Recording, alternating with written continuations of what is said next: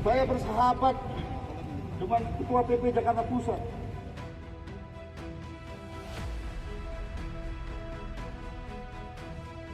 Mengenal anggota Kopassus yang bela warga hajar 8 preman.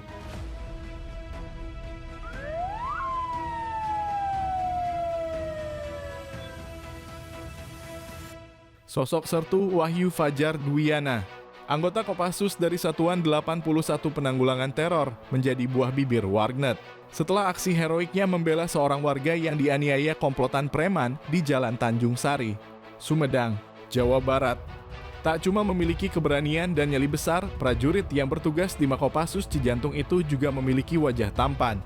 Ia sesekali memposting kegiatannya saat tengah menjalankan tugas. Penasaran? Berikut ini foto-foto Sertu Wahyu Fajar Dwiana di akun Instagramnya. Hebat!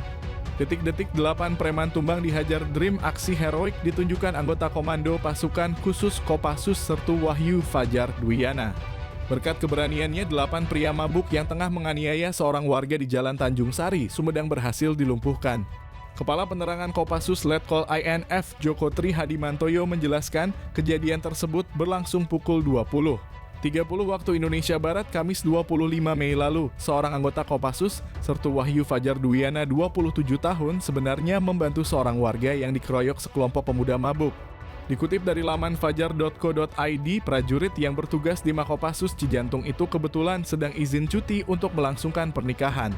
Sekitar pukul 20.00 waktu Indonesia Barat malam, ia keluar rumah membeli lampu. Namun saat perjalanan pulang berkendara sepeda motor di Jalan Tanjung Sari, Sertu Wahyu melihat warga pengendara motor yang sedang melintas dihadang dan dikeroyok brutal oleh sekelompok pemuda mabuk. Wahyu Fajar spontan turun dari motornya. Ia awalnya mengimbau secara baik-baik agar para pemuda yang berjumlah 8 orang itu tidak melanjutkan aksinya. Tapi rupanya dikeroyok, tapi lihat yang terjadi. Tidak terima dengan teguran yang dilakukan Sertu Wahyu Fajar, ke-8 pemuda tersebut berbalik berusaha mengeroyok Sertu Wahyu meskipun ia sudah mengaku anggota TNI. Selanjutnya terjadi perkelahian tidak seimbang. Sertu Wahyu Fajar Dwiana mampu membela diri dan berhasil memukul roboh salah satu pengeroyok sehingga tergeletak di jalan. Sementara 7 pemuda lainnya melarikan diri ke berbagai arah. Satu pengeroyok yang berhasil diringkus dibawa ke Koramil Tanjung Sari Sumedang dengan korban pengendara motor sebagai saksi. Pelaku pengeroyokan yang berhasil dilumpuhkan diserahkan ke Polsek Tanjung Sari untuk diperiksa dan menjalani proses hukum lebih lanjut. Kisah Kopassus kumandangkan azan di puncak Everest Pratu Asmujiono sudah melewati zona kematian. Saat 4 jam menjelang pencapaian puncak Mount Everest, seluruh rakyat Indonesia mendoakannya. Akhirnya sang prajurit mencapai puncaknya.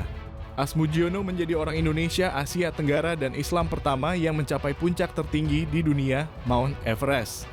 Saat sampai di puncak hanya satu keinginannya, bukan meneriakan kecintaannya terhadap Indonesia, melainkan mengumandangkan azan dan bertakbir.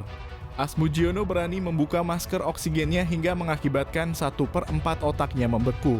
Dia juga mengalami sinus akut sepulang melakukan pendakian.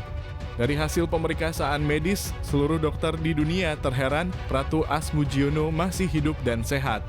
Jika orang lain mungkin sudah tewas karena pembekuan otak. Dr. Akbar mengatakan Asmujiono diselamatkan oleh Allah karena keberaniannya mengumandangkan takbir, memuji kebesaran Allah SWT di puncak negeri para dewa tanpa dia menghiraukan keselamatan jiwanya.